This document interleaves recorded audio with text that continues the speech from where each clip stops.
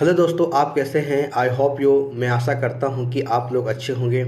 तो दोस्तों, आज हम लोग सब प्राचीन जो कालीन भारत के इतिहास जो हम लोग पढ़ रहे थे और उसी में आगे हम लोग टॉपिक को कवर करेंगे, जिसमें हमारा अंतिम टॉपिक होगा दक्षिण भारत यानी कि संगम काल।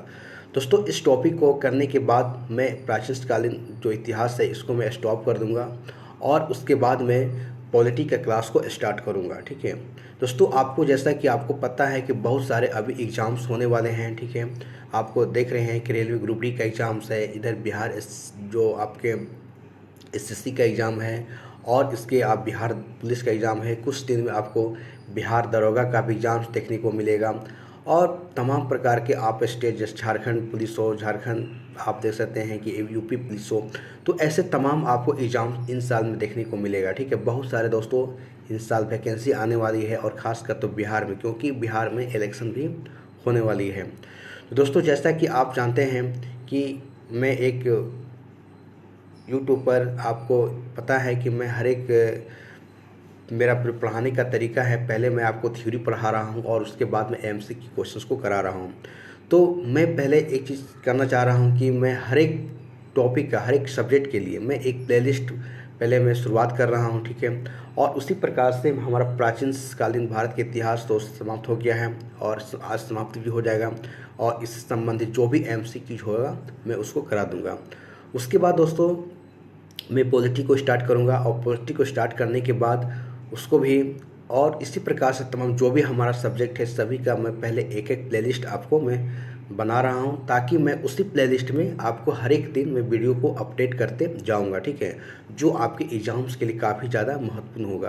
दोस्तों मैं तो चलिए दोस्तों, हमारे साथ आप बने रहें। ठीक है, और हमारे वीडियो को ज़्यादा से ज़्यादा लाइक शेयर और सब्सक्राइब करना ना भूलें। ठीक है, तो चलिए दोस्तों, आज हम लोग सब दक्षिण भारत का जो संगम काल पढ़ेंगे और इसमें देखेंगे, तमाम चीज़ों को देखेंगे। और चलिए तब तक के लिए हमारे वीडियोस को आप देखें और इसको आइए।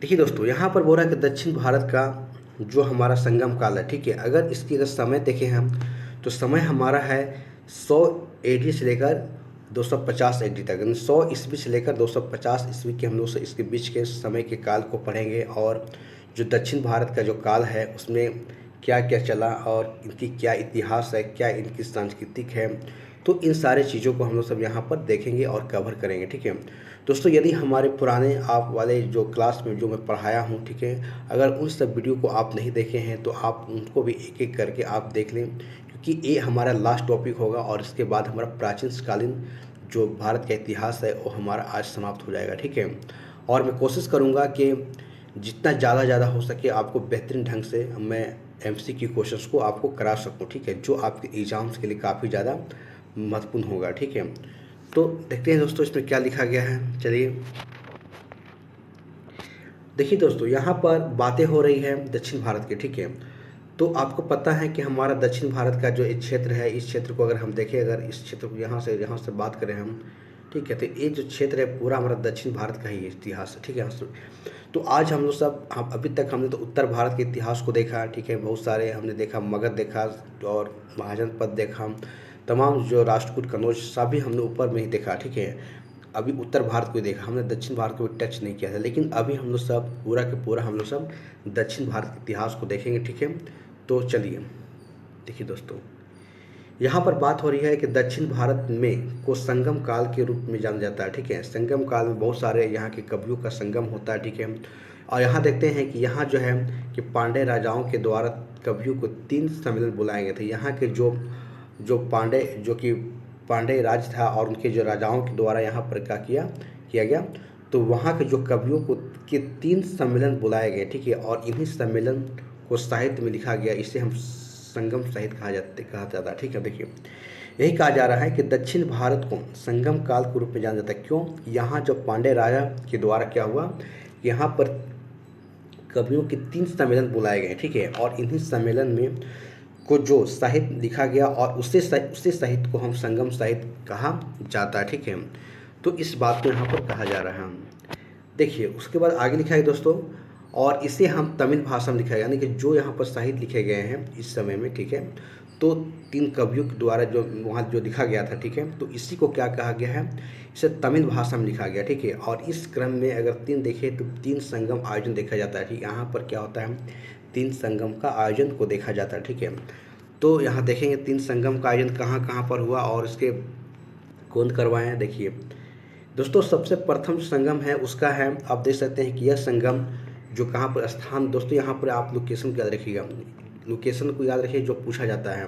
देखिए दोस्तों, यह संगम जो मदुरई में हुआ, जो तमिलनाडु में आपको पता है, जिसके अध्यक्ष कौन थे, अगस्त ऋषि थे। आप इस 2 जगह चीज़ याद रखिएगा, एक स्थान स्थान जो कि मदुरई और अध्यक्ष कौन थे, अगस्त ऋषि। ये दो आप नाम याद रखना अच्छी तरीके से, ठीक है।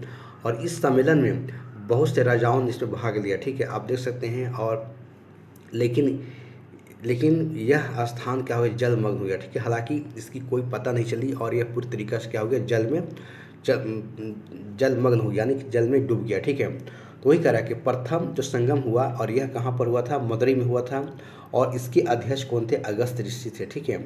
और इस सम्मेलन में बहुत सारे राजाओं ने भाग लिया, लेकिन इसका कोई प्रमाण नहीं है, क्योंकि एक स्थान क्या हो गया, जलमग्न हो गया, ठीक है। तो इस बात का यहाँ पर कहा जा रहा है, ठीक है। तो इसमें देखिए जलमग्न हो गया, ठीक है। और देखिए यहाँ पर और यह कहा जा रहा है, ठीक है, कि और लिखे किसी भी साहित्य की जानकारी नहीं है, यानी कि जो भी साहित्य लिखे गए थे इनकी सारे के सारे क्या हो गए, जलमग्न हो गया, इसी बात को यहाँ पर कहा जा रहा है, ठीक है। तो इस प्रकार से हम देख सकते हैं कि प्रथम जो हमारा संगम जो हुआ वो मदुरई में हुआ है और इसके अध्यक्ष कौन थे, अगस्त ऋषि थे। और इसकी जानकारी हमें नहीं मिलती है, क्योंकि ये पूरी तरीक़ा से साहित्य क्या हो गया है, नष्ट हो गया, जलमग्न हो गया, ठीक है। उसके बाद दोस्तों यहाँ पर दूसरा संगम को बात करते हैं, ठीक है। दूसरे संगम को देखिए, दूसरा संगम जो हुआ है, देखिए कपाटपुरा में हुआ है।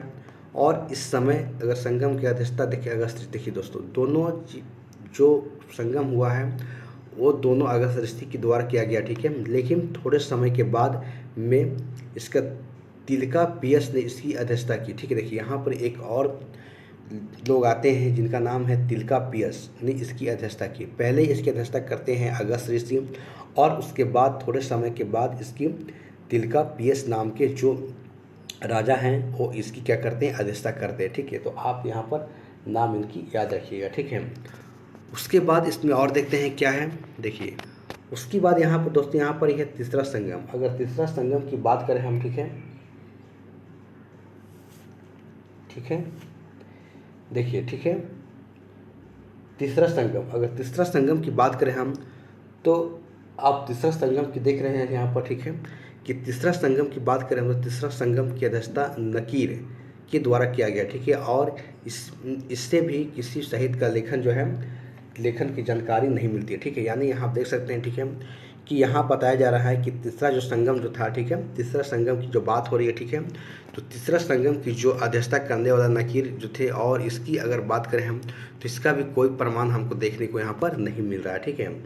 तो इस प्रकार से आप जो है यहाँ पर देख सकते हैं, ठीक है, कि जो हमारा इसकी भी जानकारी हमको यहाँ पर नहीं मिलता, आप देख सकते हैं कि इसकी जानकारी नहीं मिल रहा, ठीक है। तो दोस्तों इस प्रकार से हमने 3 संगम को देखा, ठीक है। 3 संगम में अगर प्रथम संगम की बात करें हम तो हमारा मदुरई में हुआ, ठीक है, और जिसकी अध्यक्षता हमारे अगस्त ऋषि के द्वारा किया गया। उसी प्रकार से अगर देखा जाए दूसरा संगम की बात करें हम तो कपाटपुरा में किया गया और इसकी अध्यक्षता अगस्त ऋषि की, लेकिन थोड़े समय के बाद जो है तिलकापियम नाम के जो राजा हैं इनके द्वारा इसकी अध्यक्षता की गई। उसके बाद तीसरी अगर संगम की बात करें हम तो इसकी अध्यक्षता करने वाले नकीर के द्वारा किया गया था, ठीक है, जो कि ये भी कहाँ पर मदुरई में ही था, ठीक है, लेकिन इसकी भी हमारा कोई जानकारी नहीं मिलता है, ठीक है। तो इस प्रकार से दोस्तों हमने 3 संगम के यहाँ पर देखा, ठीक है। उसके बाद हम लोग आगे देखेंगे इसमें और क्या है, देखिए उसके बाद दोस्तों यहाँ देख सकते हैं, ठीक है, कि एक नोट में लिखा गया है, ठीक है, कि अगर द्वितीय संगम में तिलका पियस नामक ग्रंथ लिखा गया, ठीक है, द्वितीय जो संगम जो हुआ था जो कि हुआ, ठीक है, उसकी अगर देखा जाए तो यहाँ पर जो है तिलका पियस नामक ग्रंथ लिखा गया, ठीक है, जिसमें क्या होता है कि व्याकरण और विवाह के संबंध में जानकारी दी गई, ठीक है। यानी कि यहाँ जो बताया जा रहा है कि तिलका पियस नामक एक ग्रंथ लिखा गया था और इसमें क्या हुआ, व्याकरण और विवाह के संबंध के बारे में इसमें जानकारी हमको मिलता है, ठीक है। तो आप यहाँ पर याद रखिएगा, ठीक है। एग्जाम से हमें क्वेश्चन यहाँ से पूछे गए हैं, ठीक है। चलिए उसके बाद दोस्तों यहाँ देखेंगे, ठीक है, कि तमिल साहित्य, अगर बात करें तमिल साहित्य की जनक, अगर बात करें कौन है, अगस्त ऋषि हैं, जो कि माना जाता है। आप याद रखिएगा कि तमिल साहित्य की जनक किसे माना गया है, तो अगस्त ऋषि को माना जाता है, ठीक है। उसके बाद अगर देखें दोस्तों कि तीसरी जो कि संगम कहाँ पर, मदुरई में हुआ था, तो आप देखे थे कि तीसरी जो संगम जो हुआ कहाँ पर, मदुरई में हुआ था, ठीक है। तो इस प्रकार से दोस्तों हमने यहाँ पर 3 संगम के बारे में देखा और इसकी अध्यक्षता को करने वाले को देखा, स्थान को देखा, और उसके बाद आगे देखते हैं। देखिए संगम काल के राज, अगर संगम काल के राज की बात करें हम, दक्षिण भारत के सारे बात हो रही दोस्तों यहाँ पर, ठीक है।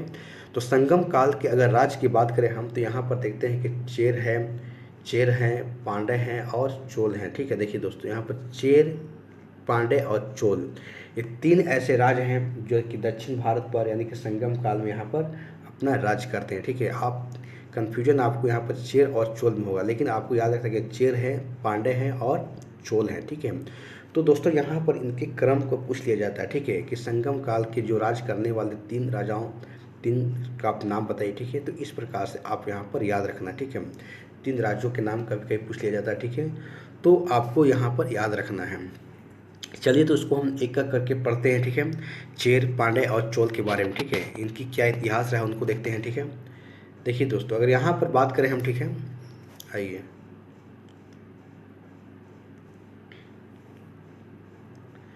देखिए यहाँ पर बात करें हम, ठीक है, जैसे आप देख सकते हैं, 1 मिनट,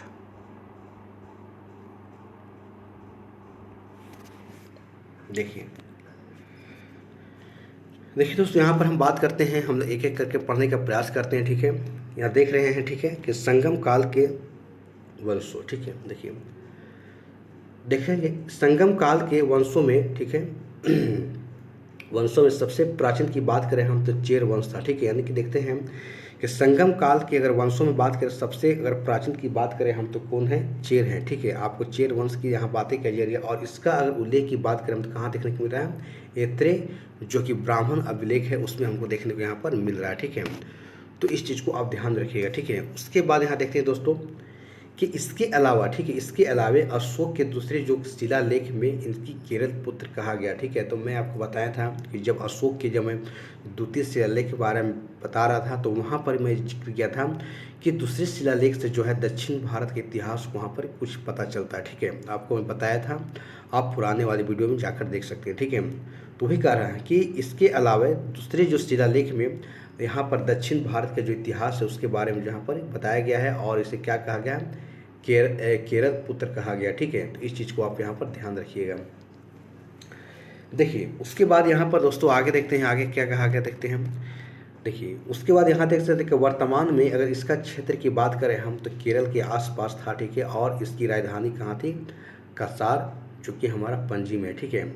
दोस्तों यहाँ से आप देख सकते हैं कि इस वर्तमान में इस क्षेत्र कहाँ पर है, तो केरल के आसपास है, और इसकी जो राजधानी है कहाँ थी, कसार, जो कि पणजी था, ठीक है, पणजी कसार में, ठीक है। तो इस प्रकार से हमने जो देखा, ठीक है, तो चेर वंश के बारे में यहाँ पर हम देख रहे हैं, ठीक है, कि आप देख सकते हैं कि इस जो सबसे अगर वंशों में सबसे प्राचीन की बात करें हम संगम काल में, तो हमारा चेर वंश ही है, ठीक है। और इसकी अगर उल्लेख अगर हम कहाँ मिलता है, तो एत्र ब्राह्मण और जो अशोक के जो दूसरे शिलालेख है उसमें जानकारी मिलती है, और इसे केरल पुत्र कहा जाता है, ठीक है। तो इस प्रकार से हमने इसको देखा, ठीक है। और इसमें देखते हैं दोस्तों और क्या इसमें लिखा गया है, ठीक है। देखिए तो दोस्तों यहाँ पर आप देख सकते हैं, ठीक है।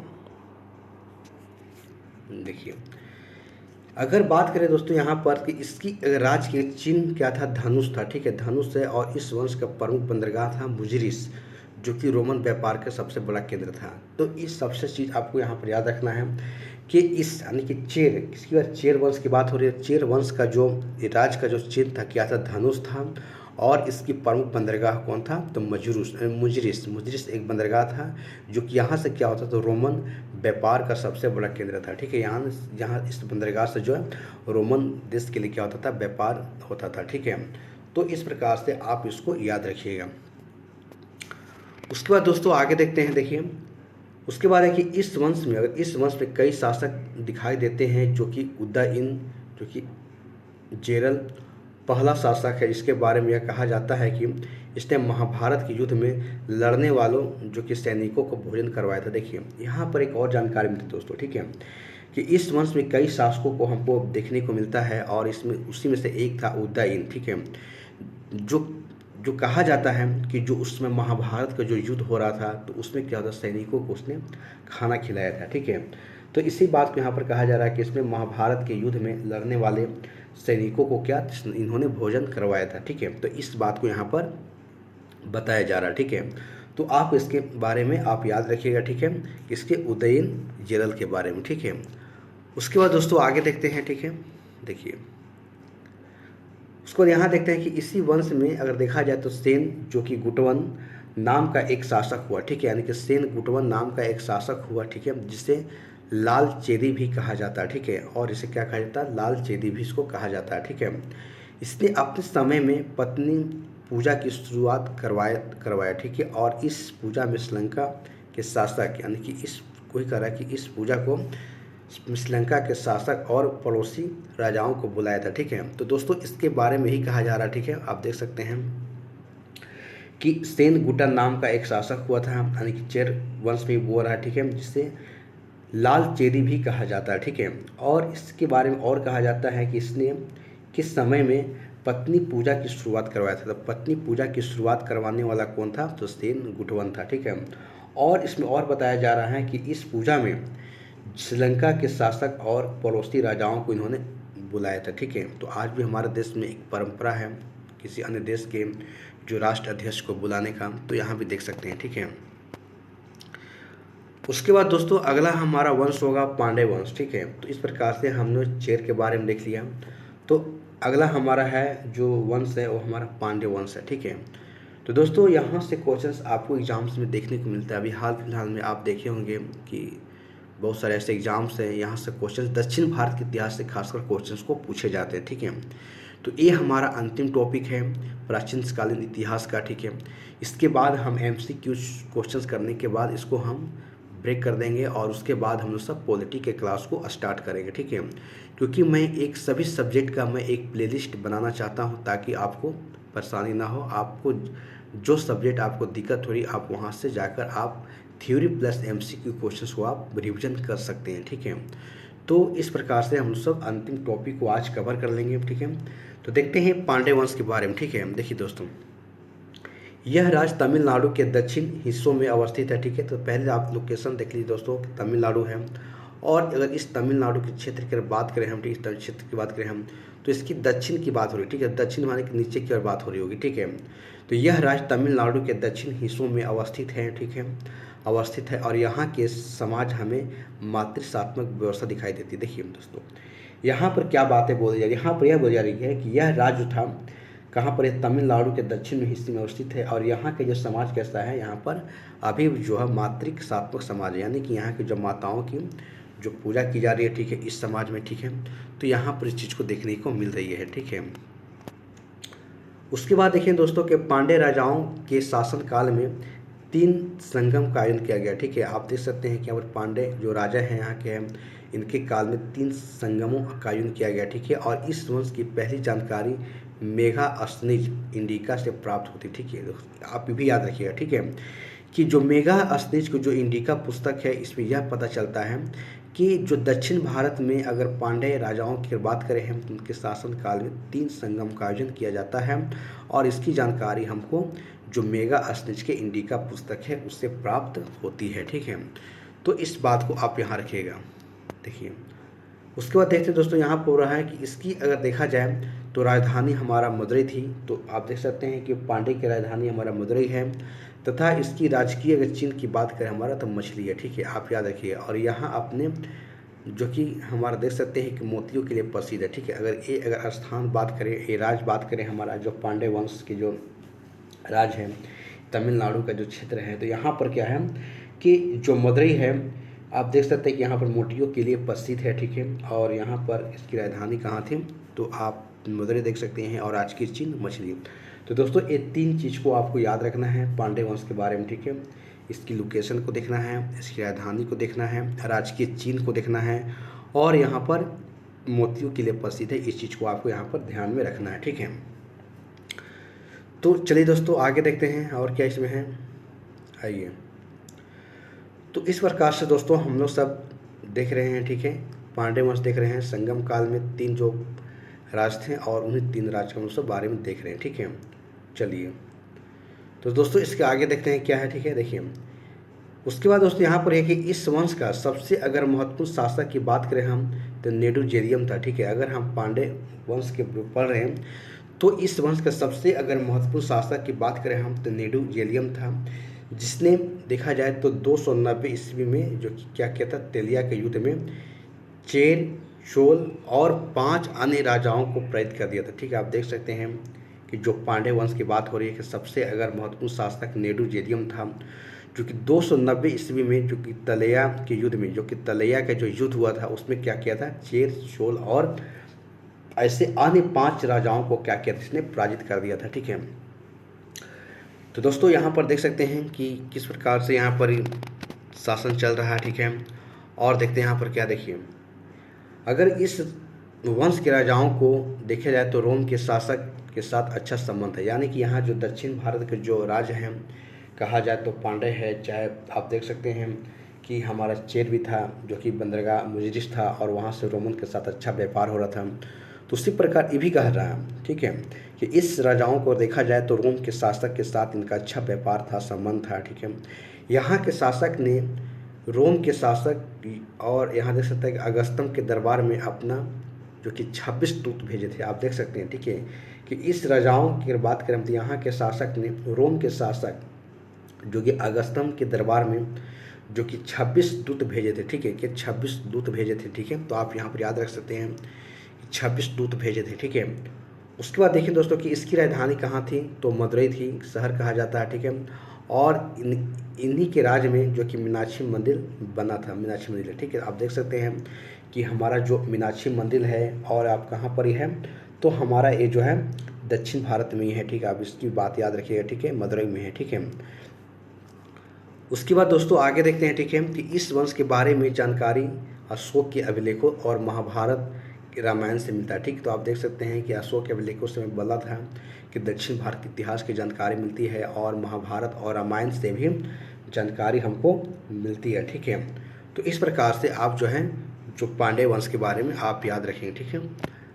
उसके बाद देखते हैं दोस्तों कि इस वंश के बारे में जो हमें जानकारी मेगास्थनीज से भी देता है और इसमें भावर नाम बताता है, क्या, तो इसको भावर नाम बताता है, ठीक है।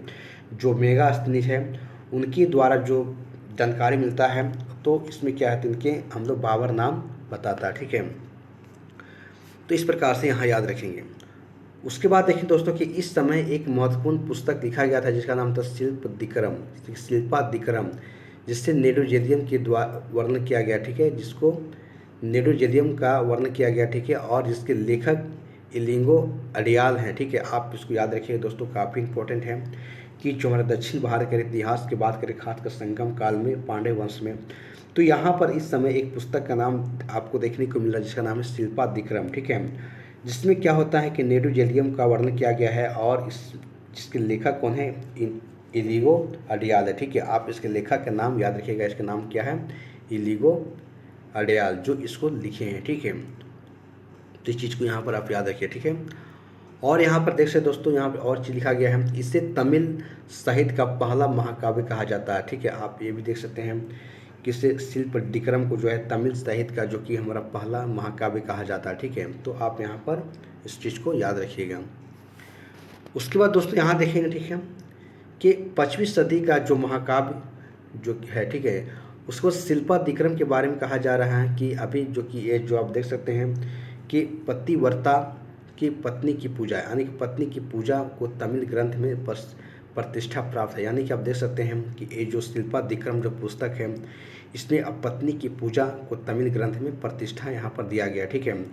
और इसमें बताया गया है, ठीक है, कि अगर देखें यहाँ पर तो शिल्पादिक्रम जो है कावेरी नदी की अगर देखा जाए तो स्तुति पर्याय वही लिखा गया है कि कावेरी नदी की जो स्तुति इसमें की गई है, ठीक है। आप यहाँ पर देख सकते हैं, ठीक है।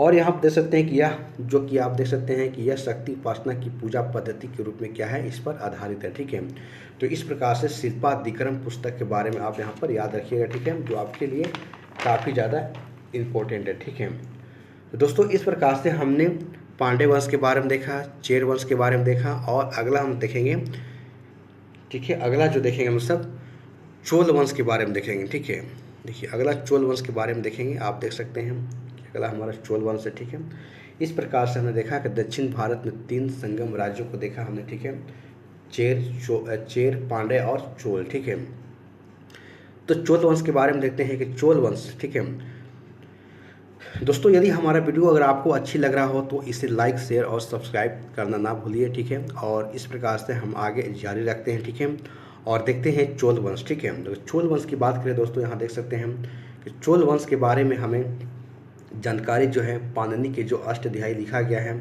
उससे देखने को मिलता है। ठीक है, यानी कि जो पाणिनि के द्वारा अष्टाध्यायी जो पुस्तक लिखा गया है उसी से हमें चोल वंश के बारे में जानकारी मिलती है। ठीक है, उसके देख सकते हैं कि यह राज्य तमिलनाडु के पूर्वी क्षेत्र में। ठीक है, आप देख सकते हैं कि तमिलनाडु के जब पूर्वी क्षेत्र की बात करें हम, ठीक है, आप इसको भाग में बांटते इस तरह से, तो इसका पूरब का जो क्षेत्र है ना, यहीं पर जो है इसकी देखने को मिलता है। ठीक है, कौन, चोल वंश। ठीक है, देखिए उसके बाद क्या बोलता है, एक मिनट, तो यह राज्य जो है तमिलनाडु के पूर्वी क्षेत्र में है। ठीक है, और इससे 2 राजधानियाँ, ठीक है, आप याद रखिएगा कि चोल वंश की 2 राजधानियाँ हैं। पहली राजधानी हमारा तंजौर है, और जो कि हमारा मुख्य राजधानी है, देख सकते हैं। ठीक है, उसके बाद दूसरी राजधानी हमारा कांचीपुरम है। ठीक है, जो कि आप देख सकते हैं यहाँ पर देख सकते हैं। ठीक है दोस्तों, मैं आपको बताना चाहता हूँ कि यहाँ से अभी हाल फिलहाल में जो है, अभी आप बीपीएससी का भी एग्जाम्स हुआ था, आप यहाँ से डायरेक्टली क्वेश्चंस पूछे गए थे। ठीक है, मैं जहाँ तक मैं क्वेश्चंस को देखा हूँ तो यहाँ से डायरेक्टली जो कि दक्षिण भारत के इतिहास को लेकर यहाँ से क्वेश्चंस पूछे गए हैं। शायद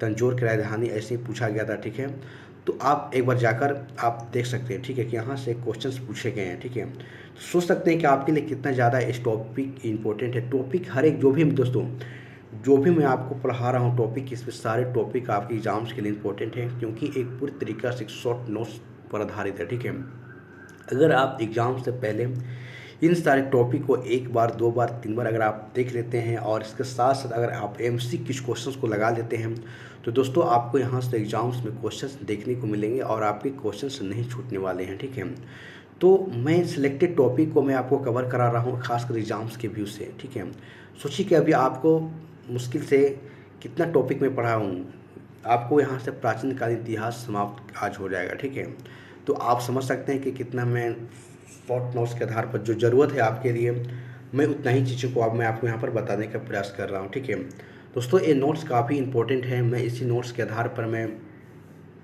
बहुत सारे एग्ज़ाम्स को मैं देखा हूँ। ठीक है, और मेरे पास कोई नोट्स नहीं है। ठीक है, इसी को मैं बार बार पढ़ा, तो मैं काफ़ी मेरे एग्ज़ाम्स में भी काफ़ी हेल्प मिला है। ठीक है, तो इसके बाद आगे देखते हैं दोस्तों, आगे क्या इसमें बोल रहा है, देखते हैं। देखिए दोस्तों, हम उससे बात कर रहे हैं चोल वंश के बारे में। ठीक है, तो इनकी अगर राजकीय चिन्ह की बात करें हम तो बाघ हैं, और इनके यह क्षेत्र सूती वस्त्र के लिए अत्यधिक प्रसिद्ध है। ठीक है, और यहाँ पर कावेरी नदी के उत्पादन क्षेत्र है जो इसकी समृद्धि को बढ़ाने का देखते हैं। दोस्तों यहाँ पर अगर हम देखते बात करें हम, तो चोल वंश के बारे में यहाँ कहा जा रहा है। ठीक है, कि अगर राजकीय चिन्ह की बात करें हम तो बाघ हैं, और यह जो क्षेत्र है ये सूती वस्त्र के लिए प्रसिद्ध है, जो कि कावेरी नदी का एक उत्पादक क्षेत्र है। और यहाँ इसकी जो विकास का करने की जो सबसे बड़ा कारण क्या है, इसकी कावेरी नदी है। ठीक है, आप यहाँ पर इस चीज़ को देख सकते हैं। ठीक है, उसके बाद दोस्तों यहाँ पर देखेंगे, ठीक है, कि इस वंश का सबसे शक्तिशाली शासक करिकाल हुआ था। ठीक है, करिकाल की बात यहाँ पर की जा रही है। ठीक है, कि इस वंश का सबसे शक्तिशाली शासक करिकाल था, जिसने श्रीलंका का विजय किया था। ठीक है, जिसने क्या किया था, श्रीलंका का विजय किया था। दोस्तों यहाँ पर इस शासक का आप नाम याद रखेंगे। ठीक है, कि जो हमारे चोल वंश का सबसे शक्तिशाली शासक कौन था, करिकाल था। ठीक है, जिसने क्या श्रीलंका पर विजय किया था। ठीक है, उसके बाद इसके द्वारा कावेरी नदी पर 160 मीटर लंबा बांध बनवाया गया। ठीक है, तो आप देख सकते हैं कि इन्होंने कितना अच्छा काम कर रहा है। ठीक है, कि कावेरी नदी पर जो है 160 मीटर लंबा जो है यहाँ पर ये बांध का निर्माण करवाते हैं। ठीक है, करिकाल द्वारा। ठीक है, उसके बाद यहाँ देखते हैं दोस्तों। ठीक है, उसके बाद है कि जो कि भारत का सबसे पहला बांध था। ठीक है, करिकाल के द्वारा पुहार नामक बंदरगाह भी विकसित कराया गया था। आप देख सकते हैं कि करिकाल। देखिए दोस्तों, जहाँ जहाँ मैं आपको वीवीआई का मैं ये आप देख सकते हैं मैं लिखा हूँ, तो समझिए कि आपके लिए यहाँ से एग्जाम में क्वेश्चंस पूछे गए हैं। ठीक है, आप जाकर देख लीजिएगा, किसी ने एग्जाम में यहाँ से क्वेश्चंस को पूछे गए हैं। ठीक है, मैं ऐसा ही नहीं लिखा हूँ यहाँ पर। ठीक है, क्योंकि मैं नोट्स को बार बार पढ़ता था और बार बार मैं प्रीवियस क्वेश्चंस को देखता था, तो हमको पता चलता था कि यहाँ से एग्जाम से क्वेश्चंस पूछे जा रहे हैं। आपको जहाँ भी वीवीआई लिखा हुआ दिखा मिलेगा, तो समझिएगा कि यहाँ से क्वेश्चंस एग्जाम में पूछे गए हैं। ठीक है, तो आप देख सकते हैं कि करिकाल के द्वारा पुहार नामक बंदरगाह भी विकसित कराया गया था, जिसका जो कि अगर देखा जाए तो वर्तमान नाम क्या है, कावेरीपट्टनम है। ठीक है, तो आप देख सकते हैं कि जो कि करिकाल के द्वारा एक पुहार नाम के जो बंदरगाह जो विकसित किया गया था, तो इसका अभी वर्तमान में इसका नाम है कावेरीपट्टनम है। ठीक है, तो आप इसको याद रखिएगा। ठीक है, तो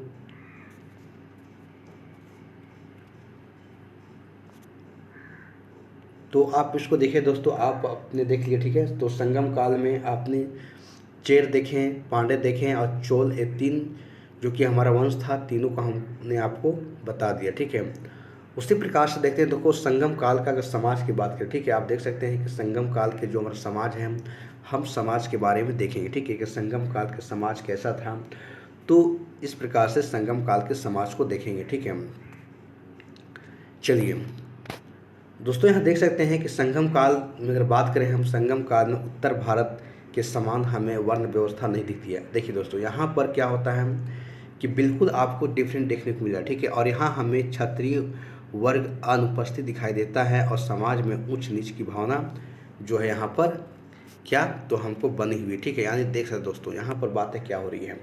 अभी हम लोग सब उत्तर भारत के इतिहास पढ़े, वहाँ पर हमने बहुत सारे बदलाव को देखें, वहाँ पर हमने बहुत सारे चीज़ को देखे, जैसे कि समाज में किस प्रकार से वर्ण व्यवस्था बटा हुआ है, किस प्रकार से वहाँ पर छुआछूत की भावना हमको दिखाई देती है। लेकिन यहाँ पर संगम काल जो दक्षिण भारत का जो हम इतिहास देख रहे हैं, यहाँ पर बिल्कुल ये व्यवस्था आपको देखने को नहीं मिलती है। ठीक है, अब साफ यहाँ लिखा गया दोस्तों कि संगम काल में उत्तर भारत के समान हमें वर्ण व्यवस्था नहीं दिखाई देती है। यानी कि जो हमारा उत्तर भारत में एक वर्ण जो बटा हुआ था, तो यहाँ हमको बिल्कुल नहीं दिखाई देता है, और यहाँ पर हमें क्षत्रिय जो कि वर्ग अनुपस्थित दिखाई देता है। तो आप देख सकते हैं कि उत्तर भारत में क्षत्रिय की कितना ज़्यादा महत्व था, लेकिन यहाँ पर क्या है कि इस चीज़ को यहाँ पर नहीं दिखाई देता है। ठीक है, और समाज में ऊंच नीच की भावना बनी हुई है। ठीक है, जिस समाज में जो ऊंच नीच की भावना है बनी हुई, लेकिन यहाँ पर वर्ण व्यवस्था और क्षत्रिय ये सब क्या है, अनुपस्थिति दिखाई देता है। ठीक है, तो इस चीज़ को आप यहाँ पर ध्यान रखिएगा। ठीक है,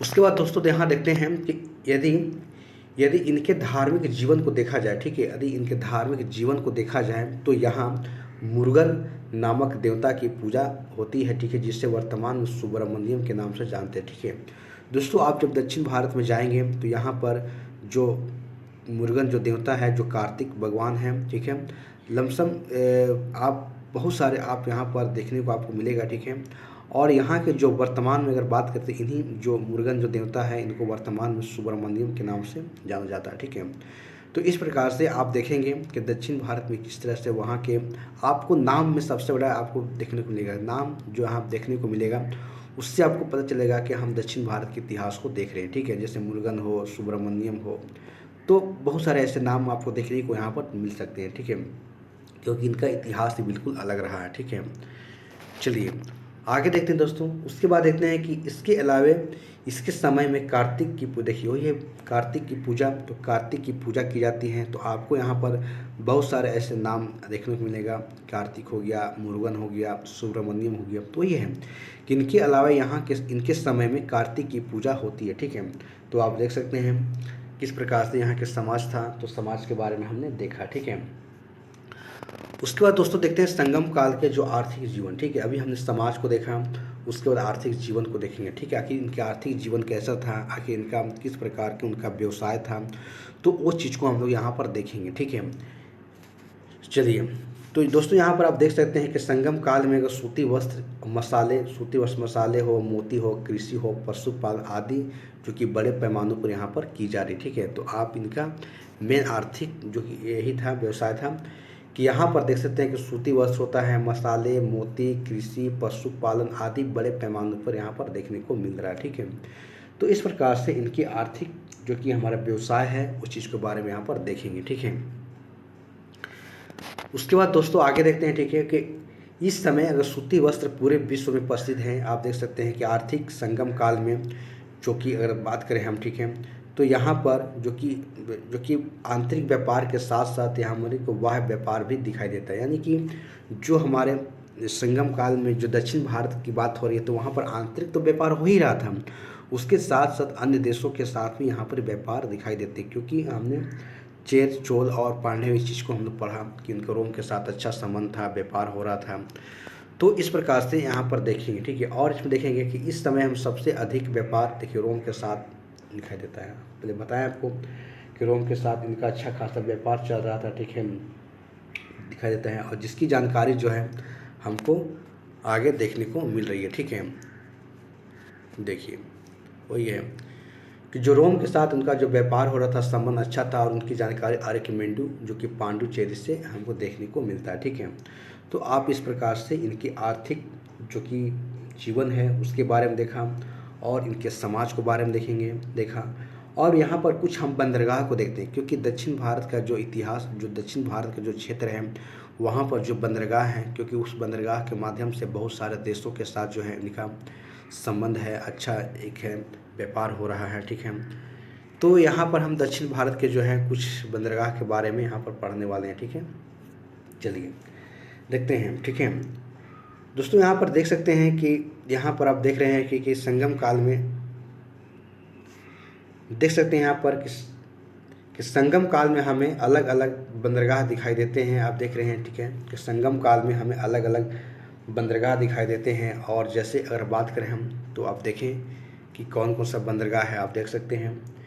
जैसे यहाँ देख सकते दोस्तों कि चेर बंदरगाह हैं, जिसका अगर बात करें हम, उसके बाद हैं कि चोल बंदरगाह हैं और पांडे बंदरगाह हैं, ठीक है। इस प्रकार से आप यहाँ पर देख सकते हैं कि इनकी कुछ बंदरगाह हैं, जैसे कि चेर बंदरगाह हो गया, चोल बंदरगाह हो गया और पांडे बंदरगाह हो गया, ठीक है।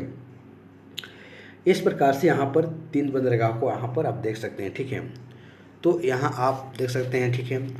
उसके बाद अगर बात करें हम, ठीक है, तो और इसमें क्या देखें, संगम साहित्य को देखते हैं, ठीक है। अगर संगम साहित्य की अगर बात करें हम, आप देखते हैं संगम साहित्य के बारे में देखें, ठीक है दोस्तों। यहाँ देखेंगे इस समय हमें कुराल नाम का एक पुस्तक मिलती है, जिसमें तमिल साहित्य का बाइबल कहा जाता है। इसको आप याद रखिए दोस्तों, ठीक है, कि संगम काल का जो साहित्य है इसमें अगर कहा जा रहा है कि कुराल नाम का, अगर इस समय की बात करें हम, तो कुराल नाम की एक जो कि हमको पुस्तक देखने को मिलती है, और जिसे तमिल साहित्य का बाइबल कहा जाता है, या इसे लघु वेद की संज्ञा दी गई है, ठीक है। इसे जो कुराल है इससे लघु वेद की संज्ञा भी दी गई है, ठीक है। तो इस चीज़ को आप यहाँ पर याद रखिएगा, ठीक है।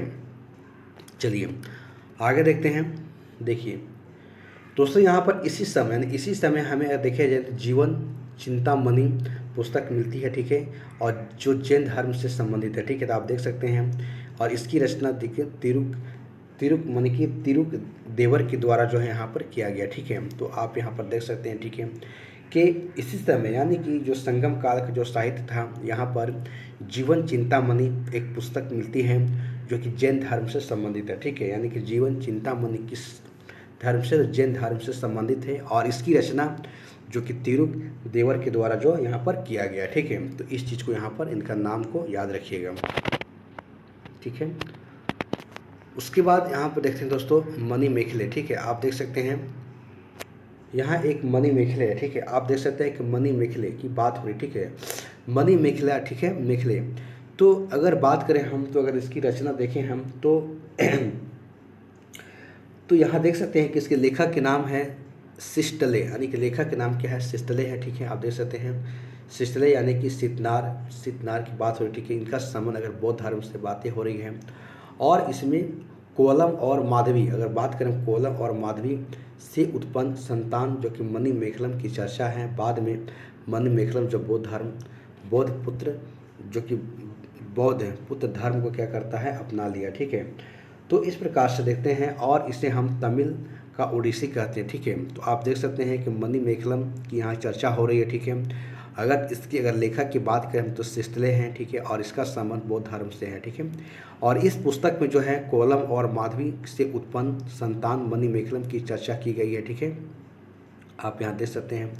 बाद में मणिमेखलम ने बौद्ध धर्म को अपना लेता है और इसी को जो हमारा जो मणिमेखलम जो है, इसे जो है क्या तमिल का जो है ओडिसी कहा जाता है। ठीक है, तो इस प्रकार से आप मणिमेखलम के बारे में याद रखेंगे। ठीक है, चलिए तो दोस्तों यहाँ पर हमने तमिल जो कि संगम काल के साहित्य को देख लिया, इसके बंदरगाह को देख लिया, इसके समाज को देख लिया, इसकी आर्थिक जो व्यवस्था को देख लिया। ठीक है, तो इस प्रकार से हमने देखने का प्रयास किया। ठीक है, तो देखिए दोस्तों वही यहाँ बातें कहा जा रहा है कि आप अपना लिया था और तमिल का ओडिसी कहा जाता था इसको, मणिमेखलम को। ठीक है, तो दोस्तों यहाँ पर हमने इस चीज़ को बारे में देखा। ठीक है, हमने जो दक्षिण भारत का जो हमने देखा, हमने जो संगम काल देखा, उसको हमारा टॉपिक समाप्त हो गया। उसके बाद हम लोग देखते हैं वाकटक वंश। ठीक है, वाकटक वंश की बात करें हम तो इसको बारे में हम सब देखेंगे। ठीक है, तो वाकटक वंश के बारे में थोड़ा पढ़ेंगे, क्या है इनके क्या इतिहास रहा है। ठीक है, इनकी क्या काल है, उस चीज़ को बारे में यहाँ पर देखेंगे। ठीक है,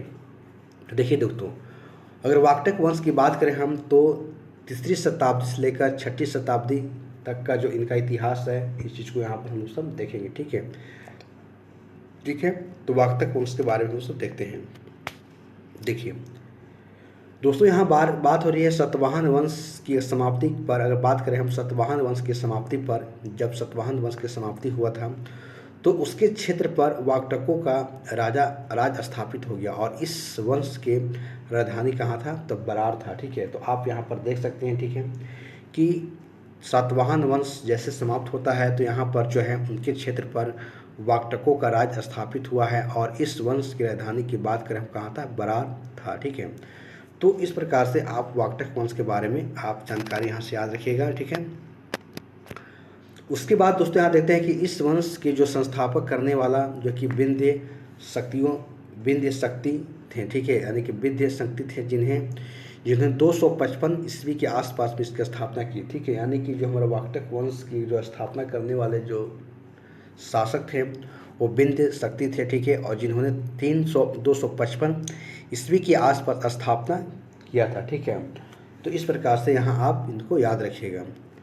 चलिए, तो उसके बाद देखते दोस्तों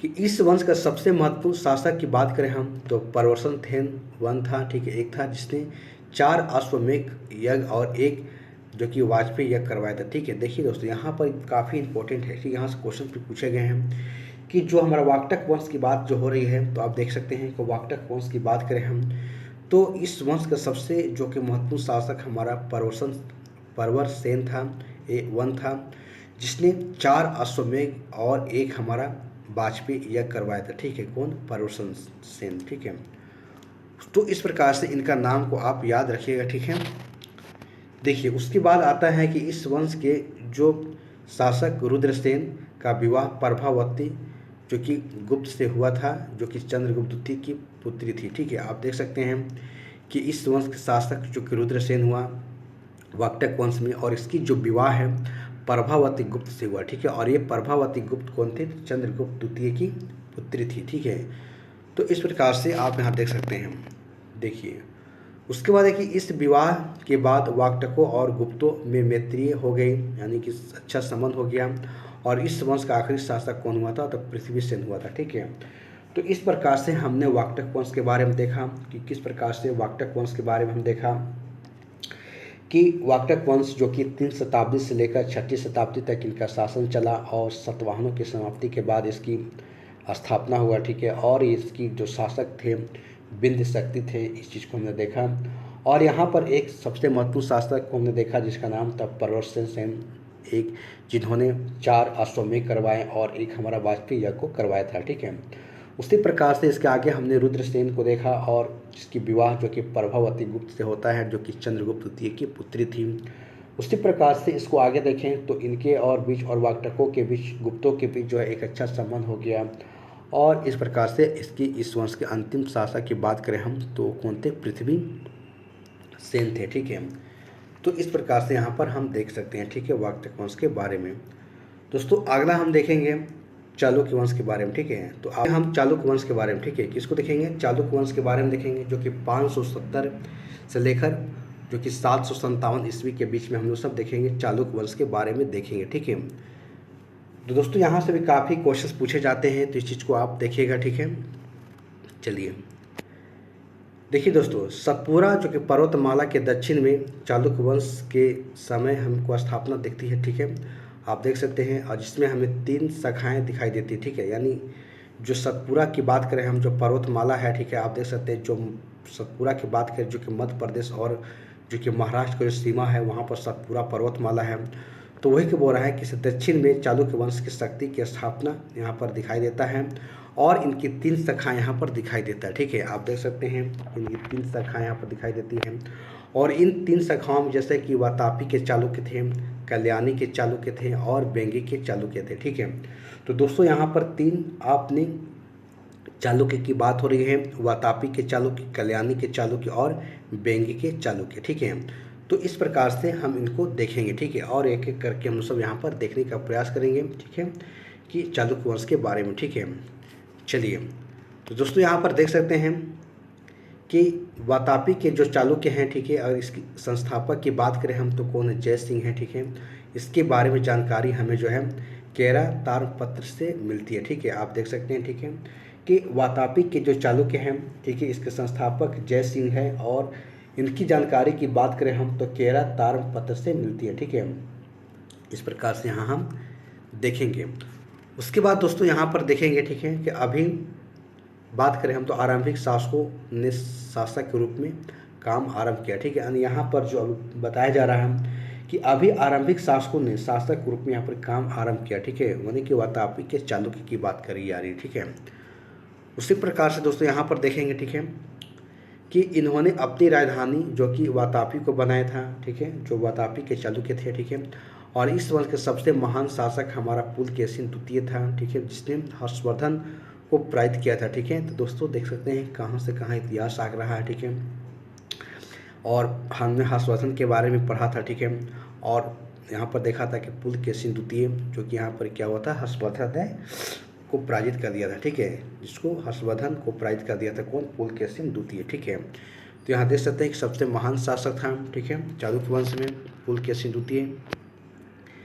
और इसकी जानकारी हमको कहाँ से मिलती है, तो जो हमारा ऐहोल अभिलेख है उस चीज़ की जानकारी यहाँ से मिलती है कि हर्षवर्धन को पुलकेशिन द्वितीय ने पराजित कर दिया था, ठीक है।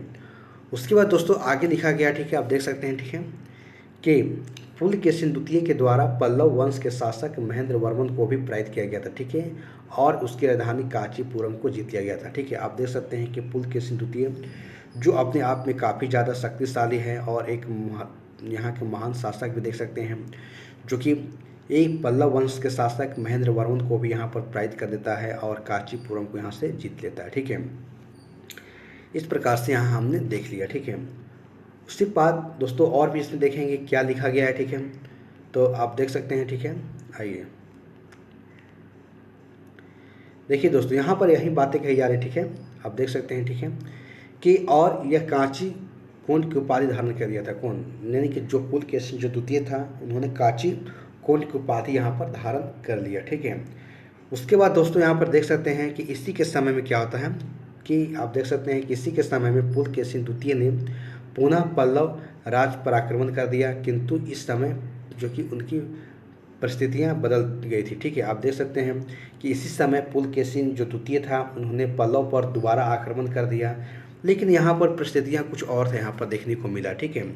इस समय अगर बात करें हम तो इस समय देख सकते हैं, इस समय जो कि नरसिंह देव वर्मन थे जिसने पुलकेशिन द्वितीय को पराजित कर दिया, ठीक है, और उसकी राजधानी वातापी को जीत लिया, ठीक है, और वातापी कोण की उपाधि धारण कर लिया, कौन, तो हम देख सकते हैं, ठीक है, धारण कर लिया, ठीक है।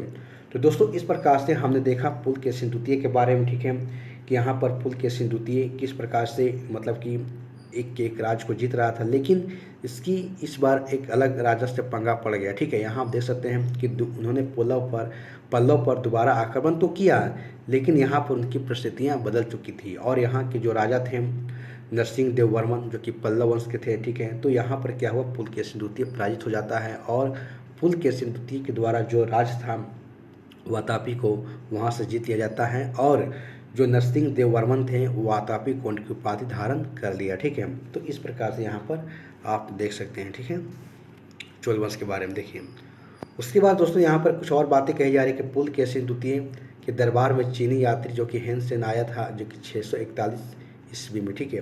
तो दोस्तों ये आपके लिए भी इम्पोर्टेंट है कि पूछा जाता है कि हैन सेंग जो एक चीनी यात्री था किसके शासनकाल में भारत आया था, ठीक है। तो आप बता सकते हैं कि पुलकेशिन द्वितीय के शासनकाल में यहाँ पर आया था, ठीक है। ठीक है, और इसके समय में ईरान से भी दूत भेजे गए थे, ठीक है। और ये देख सकते हैं कि पुलकेशिन द्वितीय के समय में ईरान से भी कुछ यहाँ पर आए दूत यहाँ पर आए थे, ठीक है। देखिए, पुलकेशिन द्वितीय के बाद अगर देखा जाए तो विक्रमादित्य नाम का एक शासक बना, ठीक है, जिसने पल्लव की राजधानी जो कांची पर आक्रमण किया और उसे जीत दिया। देखिए, फिर यहाँ पर दोस्तों आप देख सकते हैं कि वहाँ नरसिंह देव वर्मन जो कि आप देखे थे कि वातापी को जीत के वापस ले लिया था। और यहाँ पर देखें कि पुलकेशिन द्वितीय के बाद फिर एक विक्रमादित्य नाम का एक शासक बना, जिसने पल्लव की राजधानी कांची पर क्या किया, उन्हें आक्रमण किया और उसको जो है पल्लव से कांचीपुरम को वहाँ पर जीत लिया। दोस्तों यहाँ पर मैं आपको बताना चाहता हूँ कि आप एक बार देख लीजिएगा जाकर, यहाँ से भी हाल फिलहाल में एक एग्जाम हुआ, यहाँ से क्वेश्चंस पूछे गए हैं, ठीक है। तो आप चेक कर सकते हैं कि यहाँ से दोस्तों दक्षिण भारत के इतिहास आप जब पढ़ेंगे तो चोल चेल चालुक्य से काफ़ी यहाँ से क्वेश्चन पूछे जाते हैं एग्जाम्स में, ठीक है। उसके बाद दोस्तों यहाँ देखते हैं, ठीक है, कि इस वंश में अगर बात करें तो विक्रमादित्य नाम का एक महत्वपूर्ण शासक बना, आप देख सकते हैं, जिसने कांचीपुरम कोंड की उपाधि धारण कर लिया, ठीक है। तो वही है कि पुलकेशिन द्वितीय के बाद ही बोल रहा है, ठीक है, कि यहाँ पर विक्रमादित्य नाम का शासक बना, जिसने आप देख सकते हैं कि उन्होंने कांची कोंड की उपाधि धारण कर लिया था, ठीक है। तो इस प्रकार से यहाँ पर इनकी बातें कही जा रही है, ठीक है। और देखेंगे इसमें क्या लिखा गया है, देख सकते हैं हम कि इस शासकों की दो पत्नियां का उल्लेख मिलता है, ठीक है, यानी कि जो हमारा विक्रमादित्य हैं, ठीक है, और इनकी दो पत्नियां का उल्लेख मिलता है। एक लोक महादेवी हैं, जिसने लोक महेश्वर महादेव मंदिर का निर्माण करवाया था, ठीक है, आप देख सकते हैं, ठीक है, जो कि इसे अभी वर्तमान में विरूपाक्ष मंदिर भी कहते हैं। आप पूछा भी जाता है कि विरूपाक्ष मंदिर कहाँ है, इसकी किसने निर्माण करवाया था। तो दोस्तों यहाँ से क्वेश्चन आपको देखने को मिलता है, ठीक है। तो देख सकते हैं कि आप यहाँ पर किस प्रकार से एक लोक महादेवी हैं और जिसने मतलब कि एक लोक महेश्वर महादेव मंदिर का निर्माण करवाया, जिसे हम आज विरूपाक्ष मंदिर के नाम से जानते हैं, ठीक है, जो दक्षिण भारत में ही है, ठीक है। तो इस प्रकार से हम यहाँ पर इनके बारे में देखें दोस्तों। उसके बाद हम लोग देखेंगे और इसमें देखेंगे, ठीक है, चलिए, ठीक है। उसके बाद इनकी दूसरी पत्नी को देखेंगे, ठीक है, जिसका नाम है त्रिलोक महादेवी, ठीक है, क्या नाम है, त्रिलोक महादेवी, जिसने त्रिलोकेश्वर महादेव मंदिर का निर्माण करवाया, ठीक है, आप देख सकते हैं, ठीक है, कि इनकी दूसरी पत्नी के नाम है त्रिलोक महादेवी, जिसने त्रिलोकेश्वर महादेव मंदिर जो बनवाया था, ठीक है। तो इस प्रकार से यहाँ आप देख सकते हैं। उसके बाद दोस्तों यहाँ देख सकते हैं कि इस वंश के जो आखिरी शासक थे, ठीक है, चालुक्य वंश के जो कौन थे, कीर्ति वर्मन थे, ठीक है, जिसके द्वारा राष्ट्रकूटों के द्वारा जिसकी हत्या राष्ट्रकूट शासक जो कि दंती दुर्ग कर दिया और राष्ट्रकूट वंश का यहाँ पर स्थापना हो गया था, ठीक है। तो आप देख सकते हैं कि चालुक्य के बाद राष्ट्रकूट आते हैं, ठीक है, और चालुक्य वंश के जो अंतिम शासक जो आखिरी शासक हुए थे कीर्ति वर्मन, जिसकी हत्या जो कि दंती दुर्ग शासक के द्वारा कर दिया गया था, ठीक है, और यहाँ पर राष्ट्रकूट वंश की स्थापना कर दी गई, ठीक है। तो इस प्रकार से यहाँ पर आप देख सकते हैं, ठीक है। चलिए, तो दोस्तों इस प्रकार से हमने वातापी के चालुक्य को देख लिया, ठीक है। उसके बाद हम लोग सब आगे देखेंगे, ठीक है, आगे हम लोग देखेंगे और क्या इसमें लिखा गया है उसके बारे में हम लोग सब देखेंगे, ठीक है। चलिए, तो वातापी के चालुक्य को हमने देख लिया, ठीक है। तो वातापी के चालुक्य के बाद हम देखेंगे अगला जो हमारे इसमें है, तो इसमें और दोस्तों कुछ लिखा हुआ है उसको भी देख लेते हैं, ठीक है। दोस्तों यहाँ पर देखेंगे कल्याणी के चालुक्य, ठीक है, यहाँ पर देखेंगे कल्याणी के चालुक्य की बात हो रही, ठीक है। तो आप देखेंगे, ठीक है, कि यहाँ कल्याणी के चालुक्य के बारे में पढ़ेंगे, ठीक है। तो आप यहाँ पर देखेंगे, ठीक है, कि चालुक्य वंश में जो हमारा आप देख सकते हैं, ठीक है, एक मिनट और थोड़ा बड़ा कर देते हैं, ठीक है।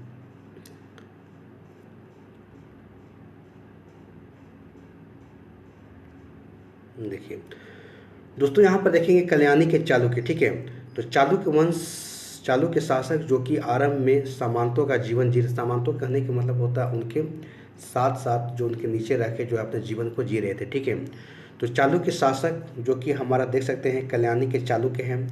तो इसमें अगर देख सकते हैं, ठीक है, कि जो आरंभिक में एक आध सामंतों के जीवन जी रहे थे, ठीक है, और जब राष्ट्रकूट वंश कमज़ोर पड़ने लगा, देखते हैं कि जब राष्ट्रकूट वंश जो कमज़ोर पड़ने लगते हैं, ठीक है, वो देखते हैं कि जब राष्ट्रकूट वंश कमज़ोर पड़ने लगे तो इसके अंतिम शासक जो कि कर्क द्वितीय की हत्या तेलव द्वितीय के द्वारा कर दिया गया और यहाँ पर जो है कल्याणी की चालुक्य वंश की स्थापना कर दी गई। दोस्तों यहाँ पर जैसे कितना इंटरेस्टिंग बात कर रहा है, ठीक है।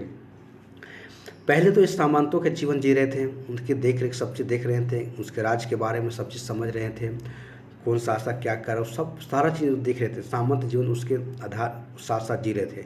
लेकिन यहाँ इन्होंने एक चालाकी की कि जैसे राष्ट्रकूट वंश की कमज़ोर होने लगा और राष्ट्रकूट वंश के जो अंतिम शासक जो कर्क द्वितीय जो था, इसकी हत्या तेलव द्वितीय के द्वारा कर दिया गया, ठीक है। और करने के बाद यहाँ पर क्या है कि चालुक्य वंश की स्थापना कर दिया गया, ठीक है। तो आप देख सकते हैं कि कितना चालाकी से जो है यहाँ पर जो चालुक्य की वातापी कल्याणी के चालुक्य की यहाँ पर स्थापना की गई, ठीक है।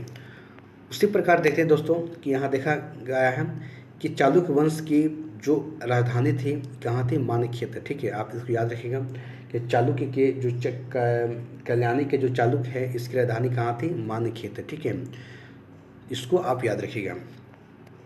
उसके बाद दोस्तों यहाँ देखते हैं, ठीक है, कि इस वंश का जो महत्वपूर्ण शासक जो कि सोमेश्वर था, ठीक है, जिसने अपनी राजधानी कल्याणी के मानखेत्र को किया था, ठीक है। आप देख सकते हैं कि जो हमारा कल्याणी के चालुक्य हैं तो इस वंश के जो देखे जाए तो महत्वपूर्ण शासक हमारा सोमेश्वर हैं, जिसने अपनी राजधानी कल्याणी के जो मानखेत्र में यहाँ पर इन्होंने बनाए थे, ठीक है। तो इसके बारे में कुछ सोमेश्वर के बारे में बताया जा रहा है तो उसको देखेंगे, ठीक है। क्या है, देखिए, सोमेश्वर अपने शासनकाल में चोलों पर विजय प्राप्त नहीं किया। देखिए यहाँ लिखा हुआ है कि सोमेश्वर अपने शासनकाल में चोलों पर विजय प्राप्त नहीं कर पाया, ठीक है। और चोल शासक जो कि यहाँ पर राजेंद्र चोल से हारा, जिसने कारण से अत्यधिक अपमान इसको हो गया, ठीक है, अपमान हुआ, ठीक है। और यहाँ पर देख सकते हैं इनको काफ़ी ज़्यादा अपमान हुआ, ठीक है। उसके बाद देखते हैं जब इनको अपमान हुआ, ठीक है, यहाँ पर तो यहाँ देख सकते हैं कि उसके बाद इन्होंने क्या किया। आप देख सकते हैं कि काफ़ी ज़्यादा मतलब कि इनको अत्यधिक अपमान महसूस हुआ, ठीक है। और महसूस होने के बाद यह क्या किए, तुंगभद्रा नदी में कूदकर अपनी जान प्राण दे दिए, ठीक है। आप देख सकते हैं कि कैसा शासक है भाई। यहाँ पर जब कल्याणी के चालुक्य के जो एक महान शासक जो कि आप देख सकते हैं कि सोमेश्वर थे, जो कि इनसे ये क्या होता है, पराजित हो जाता है और काफ़ी इसको अपमान होता है और इसी अपमान को बर्दाश्त नहीं कर पाया, ठीक है। तो उसके बाद क्या करता है कि ये तुंगभद्रा नदी में अपनी कूद कर जान को दे देता है, ठीक है, यानी कि प्राण त्याग देता है, ठीक है। तो आप सोच सकते हैं कि कैसे कैसे लोग हैं अपमान नहीं सहने के कारण अपनी जान भी दे देते हैं, ठीक है। उसके बाद दोस्तों यहाँ पर देखेंगे कि इस वंश का जो अगला शासक हमारा हुआ था यानी कल्याणी के जो चालुक्य हैं, जो कि विक्रमादित्य चतुर्थ हुआ था, ठीक है, बना, जिसने चोलों पर विस्तार करने को रोका, प्रयास किया। और यह विद्वानों का संरक्षक था। कौन, तो हमारा विक्रमादित्य जो कि चतुर्थ था, ठीक है। इसके बारे में जानकारी मिलती है, ठीक है। उसके बाद दोस्तों यहाँ पर देखते हैं कि इसके राजकीय कवि, आप देख सकते हैं कि इसके जो राजकीय कवि की बात हो रही है, इसके राजकीय कवि जो कि बिल्हन है, जिसने विक्रमादेव चरित्र नामक पुस्तक लिखी थी। कि दोस्तों यहाँ पर एक पुस्तक का नाम पूछा जाता है, ठीक है, कि विक्रमांक देव चरित्र पुस्तक को किसने लिखा था, तो बिल्हन के द्वारा लिखा गया, ठीक है, एक राजकीय कवि था, ठीक है। उसके बाद इसके दरबार में जो कि विज्ञानेश्वर भी रहते थे, आप देख सकते हैं विज्ञानेश्वर का भी नाम आ रहा है, ठीक है, रहते थे, ठीक है। और जिनके द्वारा जो है मृच्छरा नामक पुस्तक लिखी गई थी जो कि हिंदू कानून से संबंधित है, ठीक है। तो आप यहाँ भी देख सकते हैं कि मृच्छरा के बारे में पूछा जाता है कि इनके द्वारा मृच्छरा नामक पुस्तक लिखी गई थी जो कि हिंदू कानून से संबंधित है, ठीक है। तो इस प्रकार से आप जो है इसको याद रखिएगा, ठीक है। चलिए, तो इस प्रकार से हमने कल्याणी के चालुक्य को देख लिया, ठीक है, वातापी को देख लिया। और आगे हम देखते हैं, अगला देखते हैं, ठीक है, बेगी के चालुक्य, ठीक है। तो 3 चालुक्य के बारे में पढ़ना था, तो 3 चालुक्य के बारे में हमने देखा, वातापी के चालुक्य के बारे में देखा, कल्याणी के चालुक्य के बारे में देखा, और अब हमारा बेगी के चालुक्य है उसको हम लोग सब देखेंगे, ठीक है। तो इस प्रकार से हमारा चालुक्य कंप्लीट हो जाएगा। देखिए, यह चालुक्य वंश का सबसे कमज़ोर शासक था, आप देख सकते हैं, ठीक है, और जो कि आंध्र प्रदेश में हमें दिखाई देता है, ठीक है। आप देख सकते हैं कि यह चालुक्य वंश में अगर देखा जाए सबसे कमज़ोर शासक था। और इसके क्षेत्र की बात करें तो आंध्र प्रदेश में दिखाई देता है, ठीक है। और इसके अगर देखा जाए संस्थापक हमारा विष्णुवर्धन थे और इस वंश का सबसे महत्वपूर्ण शासक हमारा विजय तृतीय था। ठीक है, तो दोस्तों इसके बारे में बस इतना ही लिखा गया है कि बेंगी के चालुक्य की अगर बात करें हम, ठीक है, तो इस वंश का सबसे अगर कमज़ोर शासक है, आप देख सकते हैं कि, और इसकी क्षेत्र की बात करें हम तो आंध्र प्रदेश के आसपास दिखाई देती है, और इसके संस्थापक हमारे विष्णुवर्धन थे। ठीक है, तो ये 3 चीज़ों के बारे में आप इनको याद रखिएगा। ठीक है दोस्तों, उसके बाद हम लोग सब देखेंगे। ठीक है, आगे देखेंगे आगे और क्या इसमें हमको पढ़ना है।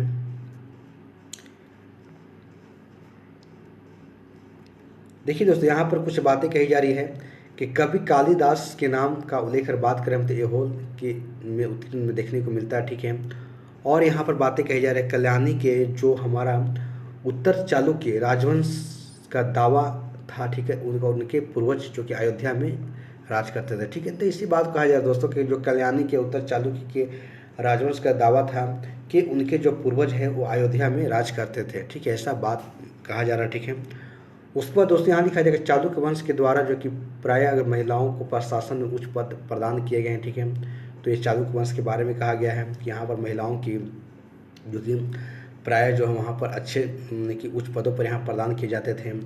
उसके बाद देखते करुण संपाल अभिलेखों से राजा महाशिवगुप्त जो कि बलार्जुन के बारे में हमको जानकारी दिखाई देता है। ठीक है, तो ये थोड़ा सा इसमें लिखा गया था, इसको आप देखेंगे पल्लव वंश। ठीक है, जो कि चालुक्य के बाद क्या देखेंगे, पल्लव वंश के बारे में हम लोग सब देखेंगे। ठीक है, तो चलिए पल्लव वंश के बारे में हम लोग सब पढ़ते हैं। ठीक है, देखिए पल्लव वंश की बात करें हम, ठीक है, यहाँ देख सकते हैं कि पल्लव जो वंश हमारा है, ठीक है, आप देख सकते हैं कि पल्लव वंश दक्षिण भारत में कृष्णा और गोदावरी नदी के बीच में स्थित है। यानी कि पल्लव वंश की बात करें हम तो दक्षिण में की जो बात हो रही है, ठीक है, आप देख सकते हैं कि ये दक्षिण है, यहीं पर ही हमारा जो गोदावरी है, यहीं पर गोदावरी है और कृष्णा है जो नदी है, और इन्हीं के बीच में जो है पल्लव वंश जो है स्थित है। ठीक है, तो दोस्तों मैप देख सकते हैं कि कितना ज़्यादा आप के लिए इम्पोर्टेंट है कि हर क्षेत्र को आप लोकेट कर सकते हैं कि कौन सा जगह पर किस जगह के बारे में इतिहास कहा जा रहा है। ठीक है, तो आप देख सकते हैं कि यहीं पर कृष्णा है, गोदावरी है, तो दक्षिण भारत की बातें हो रही है, तो यहीं पर जो है पल्लव वंश जो है यहाँ पर स्थित है। ठीक है, उसके बाद देखिए दोस्तों, ठीक है, कि इस वंश की जानकारी हमें हरिसेन के जो प्रयाग प्रशस्ति और चीनी यात्री हैंसेन से मिलती है। ठीक है, आप देख सकते हैं कि यहाँ पर जो पल्लव वंश है इसकी जानकारी के लिए हमें हरिसेन के द्वारा जो लिखी गई प्रयाग प्रशस्ति और जो कि हैंसेन के द्वारा चीनी यात्री के द्वारा इसकी जानकारी हमको यहाँ पर मिलती है। ठीक है, तो चलिए आगे और देखते हैं क्या है, आइए। इस वंश के संस्थापक की बात करें हम, सिंह विष्णु हैं था। ठीक है, और जिसके दरबार में भारवी नाम का एक विद्वान रहते थे। ठीक है, जिसकी पुस्तक का नाम है किरात जूनियर। ठीक है, आप इसको याद रखिए दोस्तों, काफ़ी पुस्तक है। ठीक है, किरात जूनियम, ठीक है, किरात जूनियम एक पुस्तक है जो कि लिखा गया था भारवी नामक विद्वान के द्वारा। ठीक है, और जो कि पल्लव वंश के संस्थापक कौन थे, सिंह विष्णु थे। ठीक है, और इन्हीं के दरबार में जो है भारवी नाम का एक विद्वान रहता था जो कि किरात जूनियन नाम पुस्तक को लिखा था। ठीक है, उसके बाद यहाँ देख सकते हैं दोस्तों, ठीक है, उसके बाद यहाँ देख सकते हैं कि इस वंश के जो अगला शासक हमारा महेंद्र वर्मन हुआ। ठीक है, जिससे चालुक्य शासक पुलकेशिन द्वितीय ने हरा दिया था। ठीक है, आप देख सकते हैं कि इस वंश के जो अगला शासक महेंद्र वर्मन जो कि हमारा बना, लेकिन यहाँ पर क्या होता है, चालुक्य शासक पुलकेशिन जो द्वितीय था इसे हरा दिया था। ठीक है, किसको, महेंद्र वर्मन को। ठीक है, क्योंकि पुलकेशिन द्वितीय अपने आप में बहुत शक्तिशाली था। उसके बाद देखिए दोस्तों कि इस वंश का जो अगला शासक हमारा महेंद्र वर्मन के बाद नरसिंह वर्मन बना। ठीक है, आप देख सकते हैं नरसिंह वर्मन बना। ठीक है, और देख सकते हैं कि इसके समय में पुलकेशिन द्वितीय ने पुनः आक्रमण किया, लेकिन पुलकेशिन द्वितीय क्या वहाँ पर यहाँ पर पराजित हो गया। ठीक है, तो इसके बारे में पीछे भी हम लोग सब देखे थे। ठीक है, जब हम लोग देख रहे थे पल्लव वंश देख रहे थे पराजित हुआ। ठीक है, परंतु पुलकेशिन द्वितीय पराजित हुआ। ठीक है, और नरसिंह वर्मन ने वातापी कोण की उपाधि धारण किया। ठीक है, जब हम लोग वातापी पढ़ रहे थे तो वहाँ पर भी इसके बारे में थोड़ा सा देखे थे। ठीक है, तो इस प्रकार से हम देखें कि पुलकेशिन द्वितीय यहाँ पर जो कि हमारा इस नरसिंह वर्मन के द्वारा हार जाता है, और यहाँ पर नरसिंह वर्मन जो है वातापी कोण की उपाधि धारण कर लेते हैं। ठीक है, उसके बाद दोस्तों देखें कि इस वंश का जो अगला शासक हमारा नरसिंह वर्मन द्वितीय बना, जिसके दरबार में क्या डंडोन नाम का एक विद्वान रहता था। ठीक है, आप यहाँ पर देख सकते हैं। ठीक है,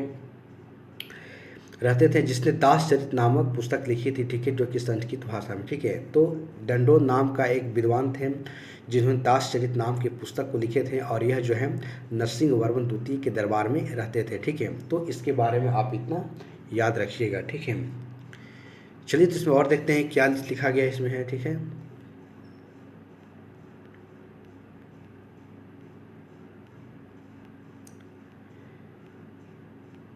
देखिए दोस्तों, अगर इसमें और बात करें हम, ठीक है, आप देख सकते हैं कि इस वंश का, अगर देखें इस वंश का अंतिम शासक अगर बात करें हम तो अपराजित था, ठीक है, जिसने चोल शासक आदित्य प्रथम को पराजित कर दिया था, ठीक है।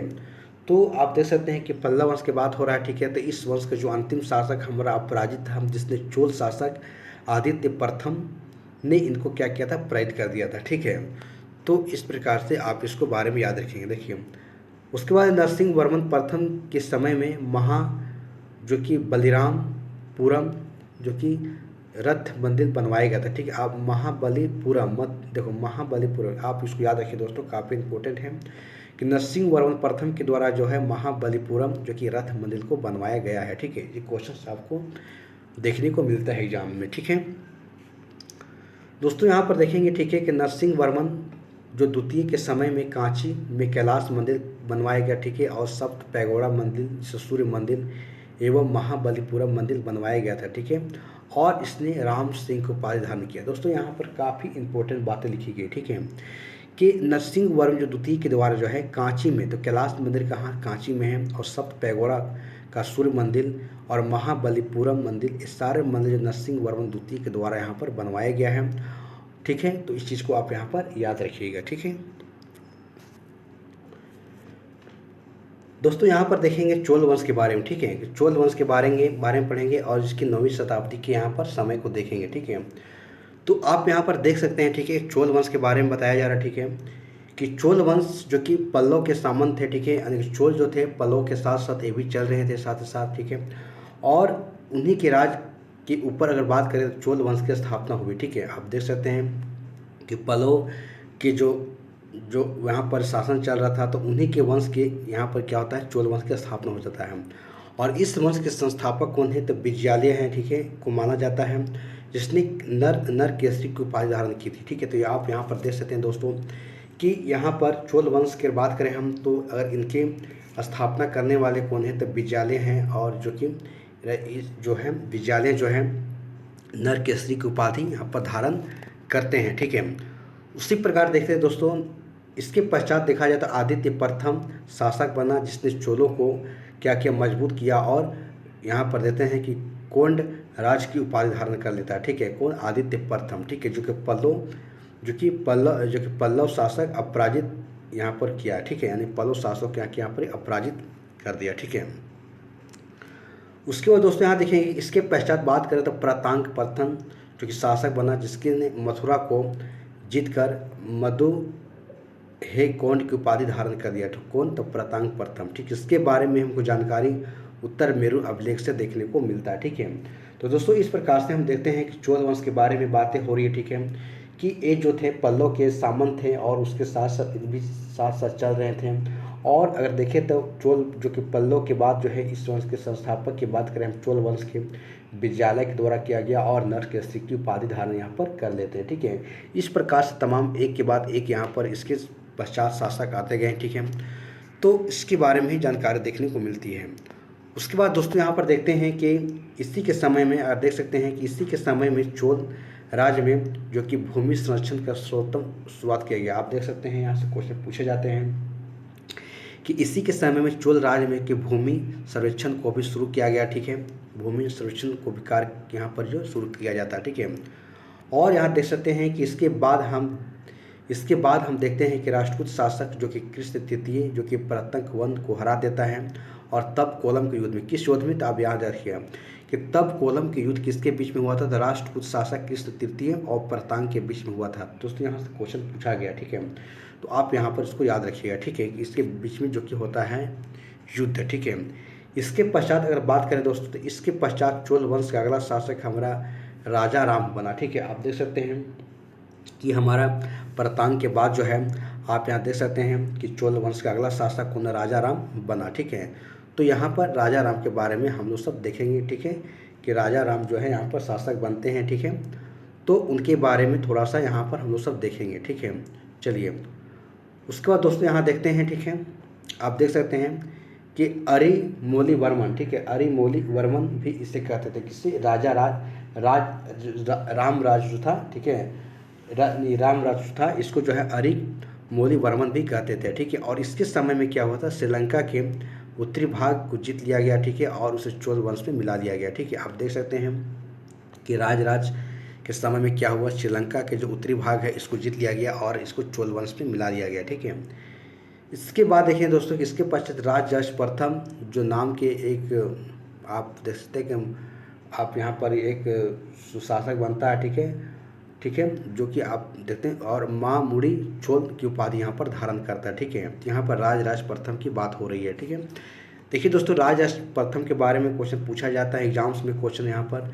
तो इसने अपनी राजधानी तंजौर के बृहदेश्वर मंदिर का निर्माण करवाया और इसके अलावा शिवपाद शेखर की उपाधि धारण की। दोस्तों यहाँ से क्वेश्चन पूछे गए, देखिए दोस्तों, जहाँ भी मैं क्वेश्चंस में अगर VVI लिखा हूँ तो समझिए कि यहाँ से क्वेश्चन एग्जाम में पूछे गए, ठीक है। वही हो रहा है कि राजराज प्रथम के बारे में कहा जा रहा है, ठीक है, कि इन्होंने तंजौर में, कहाँ पर, तंजौर पूछा जाए दोस्तों, बृहदेश्वर मंदिर कहाँ पर, तंजौर में, ठीक है, निर्माण कौन करवाता है, राजराज प्रथम करवाया था, ठीक है। तो इस प्रकार से इनका नाम को आप याद रखिएगा, ठीक है। उसी प्रकार से दोस्तों देखते हैं, ठीक है, कि इसके पश्चात राजेंद्र प्रथम नाम का शासक बना चोल वंश में ही, ठीक है, और चोल वंश की सबसे शक्तिशाली शासक यही था। आप देख सकते हैं कि चोल वंश के सबसे शक्तिशाली शासक की बात करें हम तो कौन था, राजेंद्र प्रथम है, ठीक है। तो यहाँ पर आप देख सकते हैं राजेंद्र प्रथम के बारे में हमें बातें कही जा रही है, ठीक है। देखिए इसके द्वारा श्रीलंका को पूरी तरीक़ा से जीत दिया गया, ठीक है, और जो वहाँ के शासक महेंद्र वर्मन प्रथम को बंदी बना दिया गया, ठीक है। आप यहाँ से भी क्वेश्चन पूछे गए, ठीक है, आप देख सकते हैं, ठीक है। आप यहाँ पर देख सकते हैं कि इसके द्वारा क्या किया गया है, यानी कि राजेंद्र प्रथम के द्वारा श्रीलंका को पूरी तरीक़ा से जीत लिया गया और वहाँ के जो श्रीलंका के जो शासक थे, जो महेंद्र वर्मन को क्या कर लिया गया, बंदी बना लिया गया यहाँ पर, ठीक है, बंदी बना लिया गया। उसके बाद देखिए दोस्तों, इसके बाद देखते हैं कि इसके पश्चात राजेंद्र प्रथम ने बंगाल के शासक जो कि महिपाल को भी आक्रमण किया और पराजित किया, ठीक है, पराजित करता है और इन्होंने गंगैकोंड की उपाधि धारण करता है। दोस्तों पूछा जाता है, ठीक है, यहाँ से कि गंगैकोंड की उपाधि कौन धारण किया था, जो कि राजेंद्र प्रथम ने किया था, ठीक है। और देख सकते हैं यहाँ से क्वेश्चन पूछे गए एग्जाम में, ठीक है, कि इसके पश्चात वही कहा जा रहा है कि राजेंद्र प्रथम ने बंगाल के शासक जो महिपाल को भी आक्रमण किया और पराजित किया। उसके बाद गंगैकोंड की उपाधि यहाँ पर धारण कर लेता है, ठीक है। तो इसी के बारे में यहाँ पर कहा जा रहा है। उसके बाद दोस्तों यहाँ देख सकते हैं, ठीक है, कि इसके पश्चात राजेंद्र प्रथम ने सुमात्रा, देखिए सुमात्रा भी चला गया, सुमात्रा पर भी यानी कि इंडोनेशिया भी चला गया, आक्रमण किया और वहाँ के जो शासक सुलेंद्र वंशी शासकों को पराजित कर दिया। देख सकते दोस्तों कि चोल वंश के सबसे शक्तिशाली शासकों में कौन था, महेंद्र, जो कि हमारा आप देख सकते हैं कि इसकी नाम आती है राजेंद्र प्रथम का, ठीक है, जो कि यहाँ से लेकर इंडोनेशिया तक चला गया और, ठीक है, और वहाँ के शासक को भी नहीं छोड़ा, वहाँ के भी शासक जाकर पराजित करके आता है, ठीक है, और शैलेंद्र वंशी शासकों को पराजित कर देता है, ठीक है। उसके बाद दोस्तों इसमें और देखेंगे, ठीक है, देख सकते हैं, देखिए राजेंद्र प्रथम के बारे में कहा जा रहा है, यहाँ से भी क्वेश्चन पूछेंगे दोस्तों, देख सकते हैं कि राजेंद्र प्रथम के समय की बात करें हम तो 72 सदस्यों का एक दूत जो मंडल चीन भेजा गया था। सोच सकते हैं, देखिए कितना महान है, कितना शक्तिशाली है कि इनके समय में जो क्या होता है कि 72 सदस्यों का एक दूत मंडल जो है चीन भेजा जा रहा है। कहाँ, तो चीन भेजा जा रहा है, ठीक है, किसके, राजेंद्र प्रथम के समय में, ठीक है। उसके बाद दोस्तों यहाँ देखिए कि इस वंश के जो अगला शासक हुआ था कुलोतुंग द्वितीय हुआ था। कौन, कुलोतुंग द्वितीय हुआ था, जिसने भगवान विष्णु की मूर्ति को चिदम्बरम मंदिर से निकलवा कर समुद्र में फेंकवा दिया था। आप सोच सकते हैं दोस्तों कि कितना यहाँ के लोग प्रतापी शासक थे कि भगवान की मूर्ति को भी वहाँ से क्या किए कि यहाँ पर निकाल के, जो वही है कि चोल वंश के जो अगला शासक था कुलोतुंग द्वितीय जो था, जिसने भगवान विष्णु की मूर्ति को जो चिदम्बरम मंदिर में जो रखा गया था उसको निकलवा कर यहाँ से समुद्र में फेंकवा दिया गया है, ठीक है, इनके द्वारा। उसके बाद यहाँ देखते हैं दोस्तों, फेंकवा दिया गया, ठीक है, और बाद में इसी मूर्ति को क्या किया गया, ठीक है, बाद में इसी मूर्ति को जो है रामानुजाचार्य के द्वारा समुद्र से निकलवा कर तिरुपति मंदिर जो कि गोविंद राम मंदिर में इसको स्थापित करवा दिया गया। आप देख सकते हैं दोस्तों कि तिरुपति जो मंदिर आज कितना बड़ा प्रसिद्ध मंदिर है, अगर देखेंगे आप तो तो आज तिरुपति मंदिर में जो भी मूर्ति रखा गया है, तो उसी मूर्ति को रखा गया है जो कि कुलुतोंग द्वितीय के द्वारा जो है इस मंदिर को समुद्र में फेंकवा दिया गया था, ठीक है।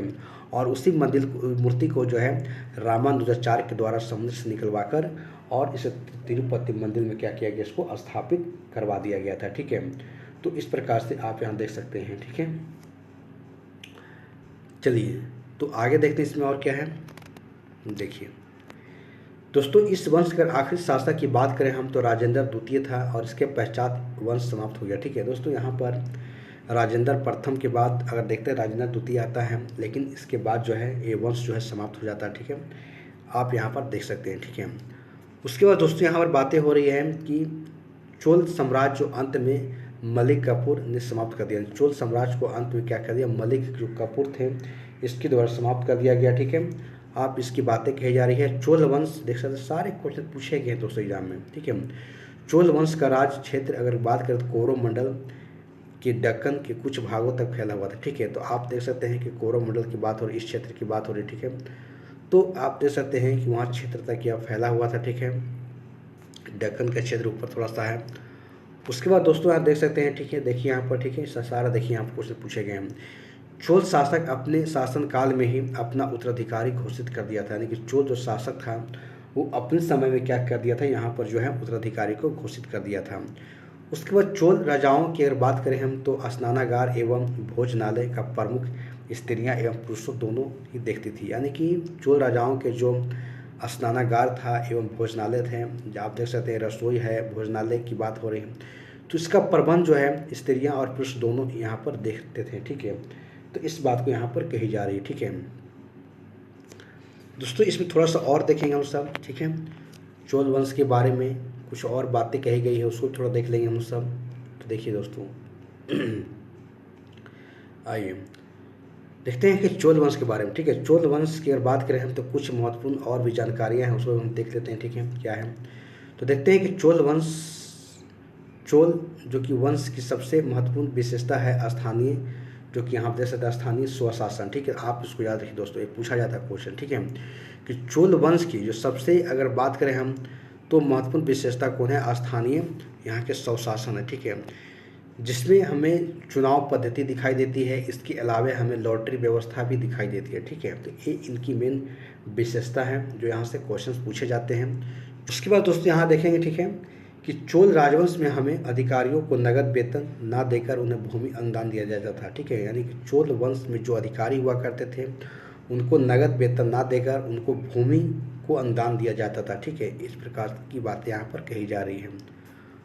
उसके बाद दोस्तों यहाँ पर देख सकते हैं कि दिया जाता था। और प्रशासन की बात करें हम, ठीक है, आप यहाँ पर प्रशासन की बातें देखें हम की सुविधा के लिए पूरे साम्राज्य में 6 प्रांत बटा हुआ था, ठीक है। दोस्तों यहाँ पर प्रशासन की व्यवस्था है चोल वंश में जो कि 6 प्रांतों में बटा हुआ था, जिसे हम मंडल कहते हैं, ठीक है, मंडल कहते थे, ठीक है। तो इस प्रकार से आप यहाँ पर देख सकते हैं, ठीक है।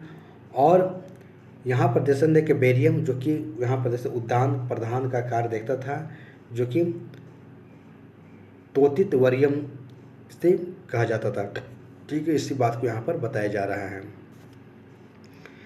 दोस्तों यहाँ पर देखेंगे कि चोल जो कि वंश के मंडल को हम लोग सब कोट्टम वही करा कि चोल वंश के मंडल को हम लोग कोट्टम में बांटते हैं, ठीक है। और कोट्टम को जो कि हमारा जो कि नाडु जो कि जिला होता था उसमें हम लोग बांटते हैं, ठीक है। और उस प्रकार नाडु को हम सब कुरम यानी कि कुरम तथा गांव में बांटते हैं, ठीक है। देखिए दोस्तों जिस प्रकार से हम लोग आज देखते हैं कि ग्राम हो गया, पंचायत समिति हो गया, उसी प्रकार से पंचायत समिति यानी कि ब्लॉक हो गया और जिला स्तर देख इस प्रकार से जो बांट रहे हैं, तो यहाँ भी ऐसा ही बांटा जा रहा है, ठीक है। यही बोला जा रहा है कि मंडल को हम लोग कोट्टम कहते हैं और कोट्टम को नाडु, ठीक है, और उस नाडु जिला होता था और नाडु को हम सब कुरम यानी कि गांव को यहाँ पर बातें की जा रही, ठीक है। इस प्रकार से यहाँ देखेंगे, ठीक है। और यहाँ पर देते थे कि इस समय हमें मंदिर निर्माण की जो कि द्रविड़ शैली का विकास होता है, जो कि यहाँ पर देखते हैं कि विमानों की संरचना जैसे यहाँ पर दिखाई देता है कि जो मंदिर निर्माण है, ठीक है। तो दोस्तों आप देख सकते हैं कि दक्षिण भारत में जो भी मंदिर बनाए गए हैं द्रविड़ शैली बनाए गए हैं, और एक आप देख सकते हैं किस प्रकार से मंदिर एकदम लंबा हुआ करते हैं, बहुत सारे उसमें छोटे छोटे मूर्तियाँ उसमें दिखाई देते हैं। देखो द्रविड़ शैली में मूर्तियाँ बनाई जाती थी यहाँ पर, ठीक है। उसके बाद दोस्तों थोड़ा सा और इसमें देखेंगे क्या है। देखिए दोस्तों, यहाँ बात हो रही है दोस्तों यहाँ पर कि इस शैली का अगर प्रयोग देखा जाए तो तंजौर के बृहदेश्वर मंदिर में हमें दिखाई देता है, ठीक है। आप देख सकते हैं कि तंजौर के बृहदेश्वर मंदिर के बारे में यहाँ पर कही जा रही है, और इसमें क्या शिव की यहाँ पर जो रूप को दिखाया गया, ठीक है।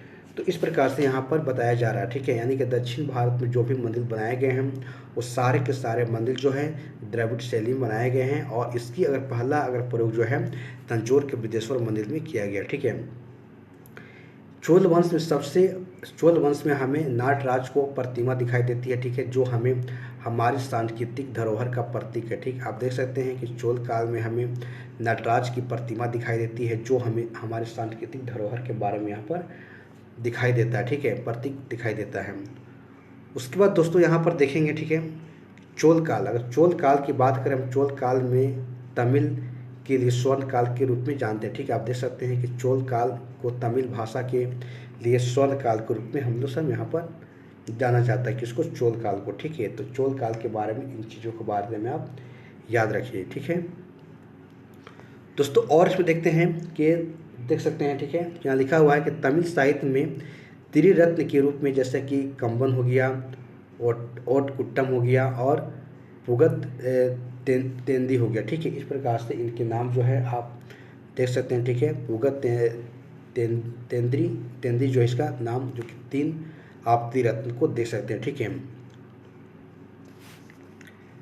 उसके बाद दोस्तों यहाँ देखेंगे, ठीक है, कंबन की बात करें, कंबन के द्वारा तमिल रामायण रची गई है, ठीक है। आप इसको याद रखिएगा, ठीक है। और चोल शासकों के संरक्षण में शिव मंदिर का निर्माण कराया गया, ठीक है। चोल शासक हैं, इनके संरक्षण में जो है शिव मंदिर का निर्माण यहाँ पर कराया गया है, ठीक है। आप देख सकते हैं, ठीक है, जैसे कि चिदम्बरम हो, तंजावुर हो, और गंगईकोंडपुरम हो, ठीक है, चोलपुरम हो, ठीक है। इस प्रकार से जो है चोल शासकों के द्वारा शिव मंदिर का निर्माण यहाँ पर करवाया गया है, ठीक है।